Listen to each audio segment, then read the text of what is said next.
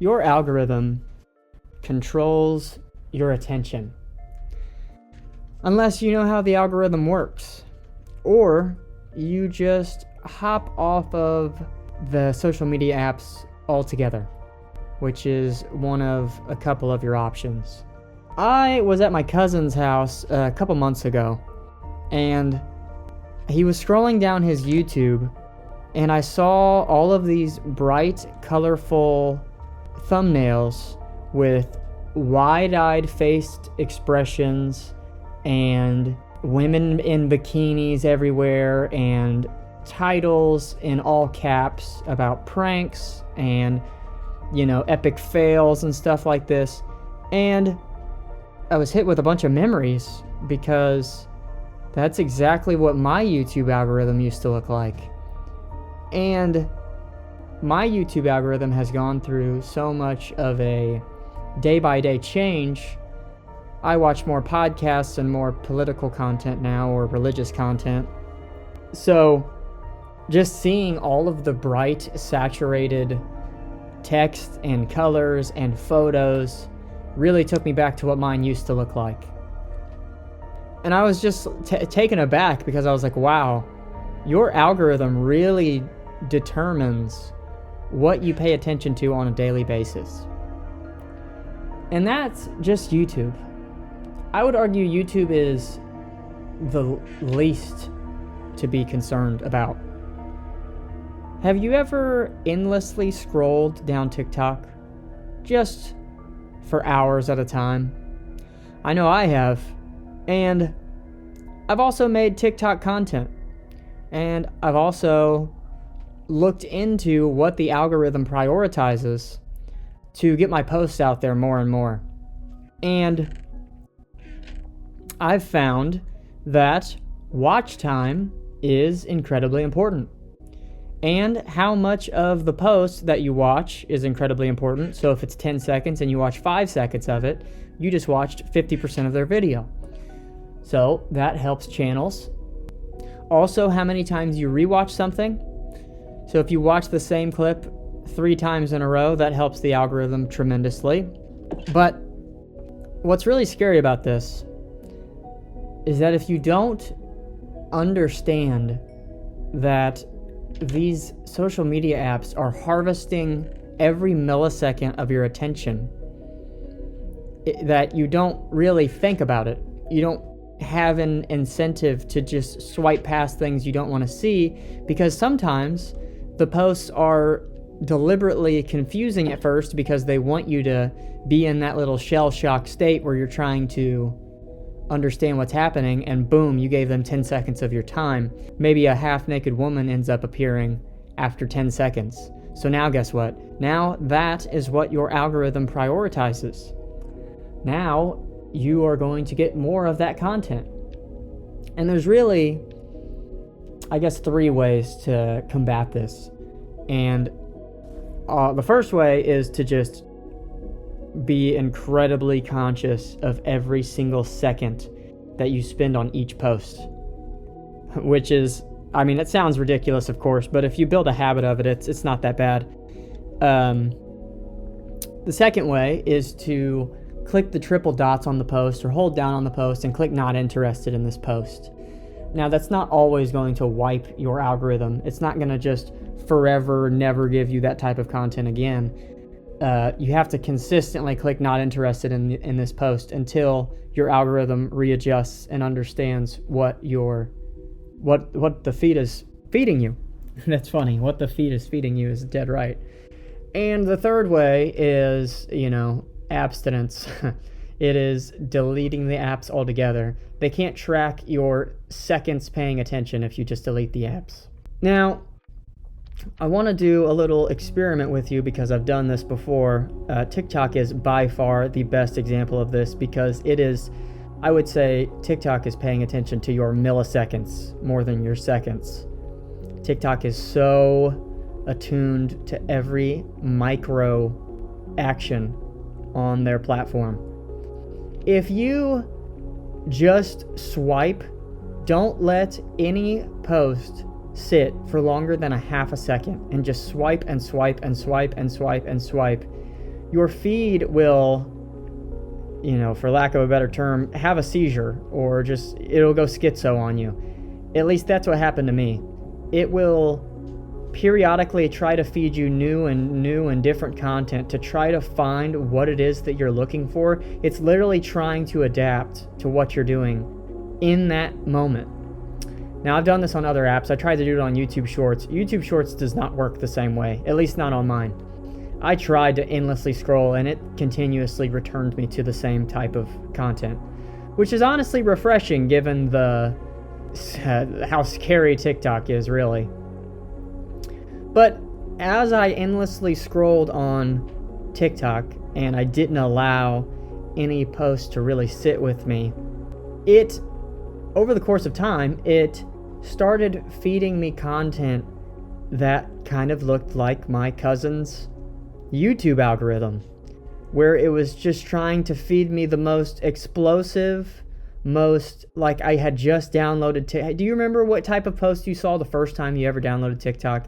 I know it was years ago or however long ago it was, but it was a very long time ago that I got TikTok. But when you first got the app, or just when you get the first time get any social media app, it likes to give you those very popular posts that maybe are a sports highlight, or maybe are a epic fail, or maybe something that Hollywood put together. It's just the very surface level algorithm that almost like anybody could have. A child could have it, someone in their 50s or 60s could have it.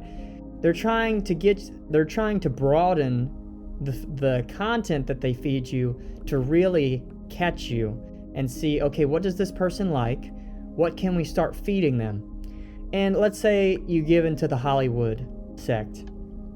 Let's say you look at a Jimmy Fallon post, and they're like, okay, so late night talk shows. Maybe he likes late night talk shows. Maybe he just likes Jimmy Fallon. Maybe he likes Hollywood altogether and he likes celebrities. So they'll start feeding you all of that. They're slowly tightening the noose. They're making the path a little less broad because they're really trying to find out who you are, because they want to rob you for every second of attention that they can. They want you on their platform as much as possible. That's why they pay people who get a lot of engagement and get a lot of time on their platforms, because it keeps people coming back to them. So there is an incentive to pay them, so that way they can keep making content to keep getting people to come back to the platform. So maybe you like late night talk shows. So maybe they start feeding you Conan O'Brien and Jimmy Kimmel, and maybe Jimmy Kimmel and Jimmy Fallon have political takes that you resonate with. So now they start feeding you politics. And, it's just a slippery slope. And all the social medias work like this. All of the algorithms are somewhat different as you switch them. But for the most part, the more you're on there, the better. That's like the main principle. And they're going to feed you whatever content it is that keeps you on there the longest. And I'm sure we've all heard about the amount of times that people are just scrolling down TikTok or whatever for hours on end. Everybody has been susceptible to that at this point. But this is exactly what the apps want from you. And if you're not wary of what you're paying attention to and what the apps are trying to feed you, you can go down a rabbit hole of things that feed you lust. I've talked about that on here before. Things that feed you politics and arguments. Things that feed you drama. Things that feed you comparative nature. Things that feed you people comparing themselves to one another. It can be very shallow stuff, because usually it's the shallow stuff that gets the most views and gets the most comments and gets the most engagements. People have the most to say about the shallow things. People have the most to comment on when it comes to picking a side and drama and who's right and who's wrong. So, and then content creators learn this and they prioritize this type of content because they know that that's what helps their engagement, and they know that that's what helps keep people returning. So given all this information, what do you think is the most important part of the post? Well, the most important part of the post is the first 3 to 5 seconds. Because if you can get people to pay attention to your post for the first 3 to 5 seconds, that's already good enough to alert the algorithm that you can hold attention for, this many milliseconds. And I used to make content on TikTok. I had a segment called Today's Word, go figure. And I used to go by days. If you ever want to look up my content, I think it's days024. I don't post on there anymore, and I haven't in over a year. But I would do Today's Word, and it was different than this. I would literally pick a word from the dictionary and define it and use it in a sentence and talk about its etymology and all that. But I cracked the algorithm in a strange way. That doesn't mean that I was super popular on there, because I wasn't, but I would start off every video with like a fun fact or a funny moment or something like that to catch people's attention. And then after about 10, 15, 20 seconds, I would say what today's word is. And then I would look at my algorithm stats, and people would watch my videos up until I told them what the word was. Said, oh, okay, so now I'm learning the audience. And this is what every content creator does. They learn their audience. They find out what it is that gets people to watch longer. Maybe they'll start off a video with a pretty woman, and then the rest of the video has nothing to do with a pretty woman. All they needed was the pretty woman to keep all the people looking for pretty women long enough to watch, X amount of the video to help their algorithm. It's really cheap stuff, guys. Really cheap stuff. It's just a psychological weapon. It weaponizes your attention, it uses it against you, and the algorithm filters these posts that it knows that you like or knows that you won't click away from immediately and pushes them to the front of your feed. And then it starts to own your attention instead of you owning your attention.